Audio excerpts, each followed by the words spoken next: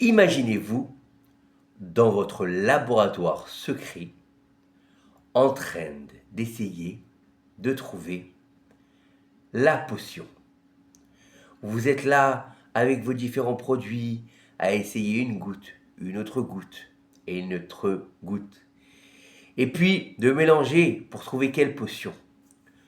Vous cherchez l'élixir de la sagesse. Et en fait, vous avez fait plusieurs essais et tous ont été infructueux. Et là, vous avez l'impression que ça va marcher. Vous avez fini votre préparation et après l'avoir bu, waouh, vos yeux s'ouvrent. Et puis, vous allez prendre un livre très compliqué, regardez à l'intérieur, vous comprenez tout. Vous allez dans un autre qui n'est pas dans votre langue, vous comprenez toutes les langues sans les avoir apprises. Vous possédez une sagesse incroyable et très vite, vous allez être mondialement connu parce que vous avez la plus grande sagesse au monde. Et vous allez être invité dans des émissions, vous allez faire des jeux, vous allez gagner, vous allez être adulé pour votre sagesse. Mais malheureusement, la seule chose que vous n'arrivez pas à comprendre correctement, c'est la Torah. Comment ça se fait? Pourtant, vous avez fait la potion magique de la sagesse. Dans la paracha de la semaine, au début, Akadosh Baruch Hu demande à Moshe Rabbeinu, qui n'apparaît pas une seule fois dans la paracha, en allusion au fait que c'est la semaine de sa mort dans la paracha de Tetzavé, toujours le 7 Adar, jour de disparition de notre maître Moshe Rabbeinu. Il va lui dire, Dieu, à Moshe, Veata Tetzavé el Bnei Israël, et toi tu vas ordonner aux Bnei Israël, Shikrou, qui prennent Shemen Zaïdzach, une huile d'olive, qui est fine, Katit Lamaor, et qui est concassée pour la pureté. Ça veut dire quoi? Quel rapport avec l'huile et quel rapport avec la sagesse? Nos sages de nous dire que chaque chose est en écho avec une autre. Et l'huile d'olive est en écho avec la sagesse. Et en fait, nos sages nous dire que si tu veux la sagesse, il faut aller la chercher. Il faut aller donner de sa personne. Comment? Nos sages nous disent quelque chose d'extraordinaire. J'ai cherché et j'ai pas trouvé, ne le crois pas. Je n'ai pas cherché et j'ai trouvé, ne le crois pas. J'ai cherché et j'ai trouvé, alors tu peux le croire. Qu'est-ce que ça veut dire? Ça veut dire que l'huile d'olive, pour réussir à l'avoir, il faut concasser l'olive.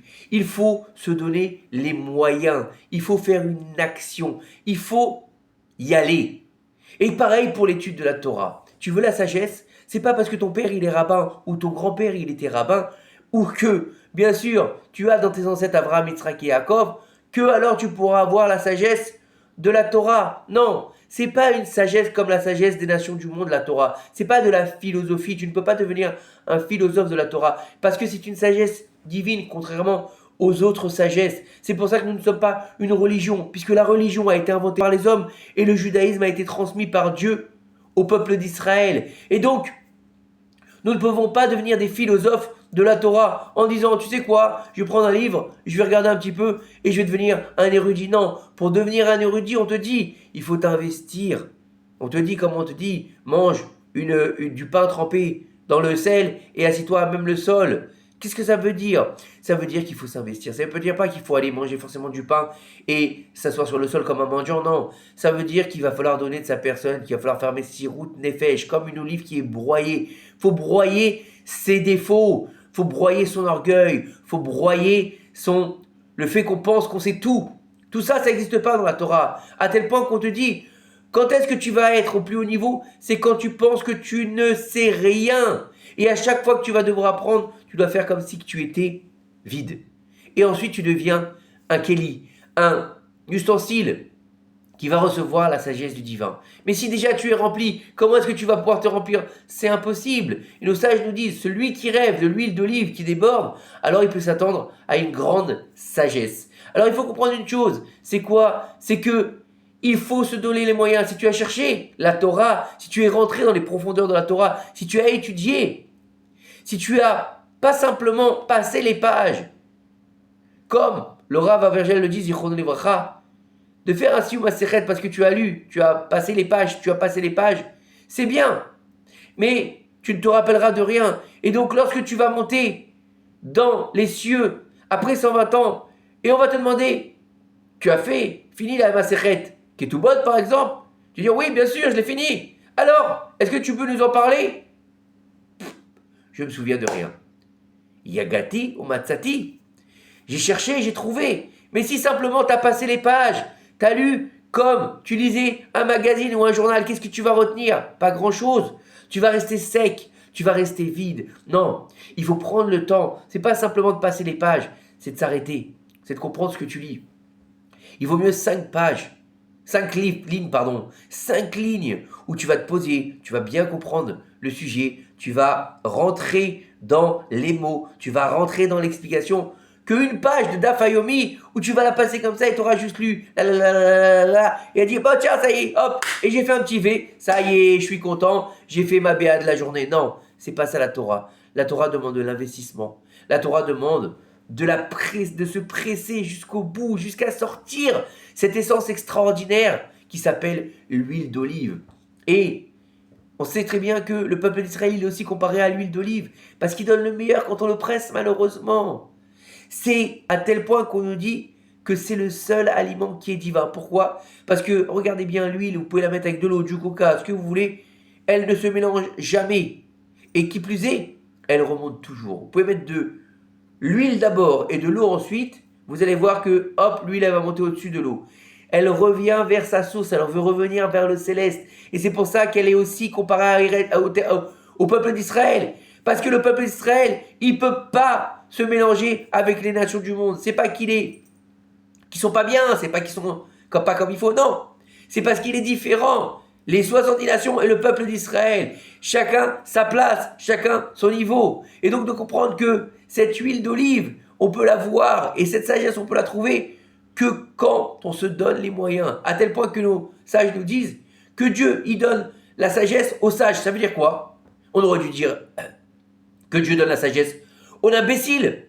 Cette question, elle a été posée par une matrone à Rabbi Akiva. Elle lui a dit, Rabbi Akiva, je ne comprends pas. Qui donne la sagesse aux sages? On aurait dit qui donne la sagesse aux imbéciles. Puisque une fois que tu étais bête, tu as reçu la sagesse de Dieu et tu vas pouvoir maintenant devenir sage. Un sage qui est sage, il n'a pas besoin de sagesse. Si, justement. Alors comment est-ce qu'il lui a répondu Rabbi Akiva? Il lui a dit, je vais te poser une question. Demain, il va venir chez toi un indigent. Et il va te dire, je voudrais que tu me prêtes 10 000 shekels. Et il va venir aussi, ce même jour, quelqu'un de riche, quelqu'un de connu, il va te dire, prête-moi 10 000 shekels. À qui est-ce que tu vas les prêter? Alors, la matrone, elle a dit à Rabbi Akiva, je les prêterai bien sûr à la personne qui est riche, parce que je suis sûr qu'il peut me rembourser.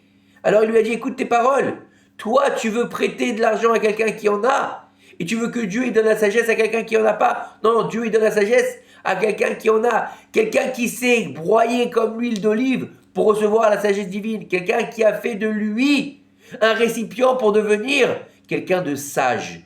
Et le message qu'il faut apprendre, c'est de savoir être un sage. Pas un philosophe, un sage en Torah. Ça veut dire quoi? Même si tu apprends un peu, apprends-le bien. Même si tu apprends pas toutes les choses qu'il y a dans la Torah parce que tu ne peux pas, parce que tu dois travailler, etc.